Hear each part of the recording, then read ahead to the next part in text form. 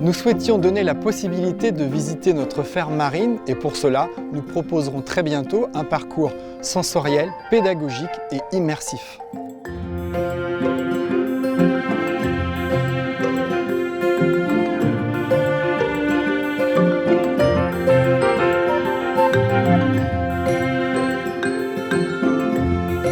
Les Jardins de la Mer, c'est une entreprise éco-responsable installée sur un site naturel, c'est une ancienne saline.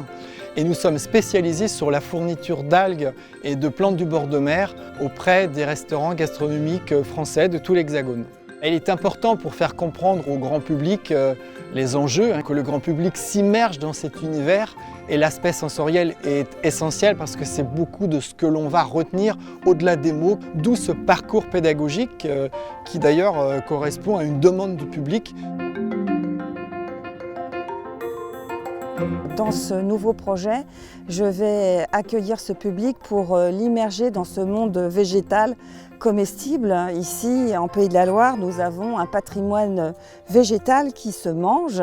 Par exemple, ici, vous avez les fleurs de fenouil, ici les graines de masseron qui vont devenir des poivres, et puis le mélilo qui va remplacer la vanille. C'est bon et c'est local.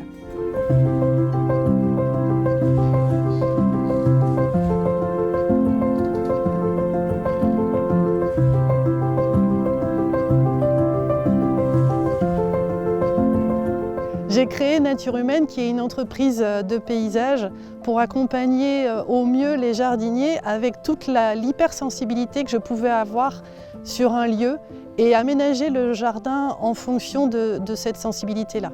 Les solutions d'aménagement qui ont été proposées au Jardin de la Mer sont des petits dispositifs, un observatoire qui permet l'observation des oiseaux dans la prairie humide, des silhouettes d'oiseaux qui sont dispersés tout au long du parcours, une éolienne et puis des petits dispositifs de colonisation des abeilles sauvages.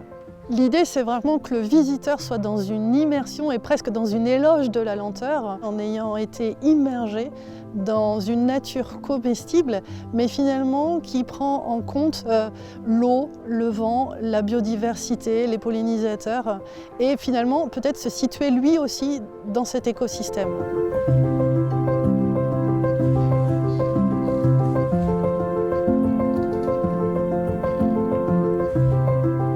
Le dispositif résolution de la région des Pays de la Loire m'a permis de travailler sur un parcours pédagogique et sensoriel. C'est très enthousiasmant, c'est à mon avis inédit et puis c'était des belles rencontres. C'est Solutions Éco, bien sûr, qui nous a accompagnés dans la mise en place de ce dispositif. Et grâce à cela, d'ailleurs, nous bénéficions d'une aide financière de la région Pays de la Loire d'un montant de 20 000 €.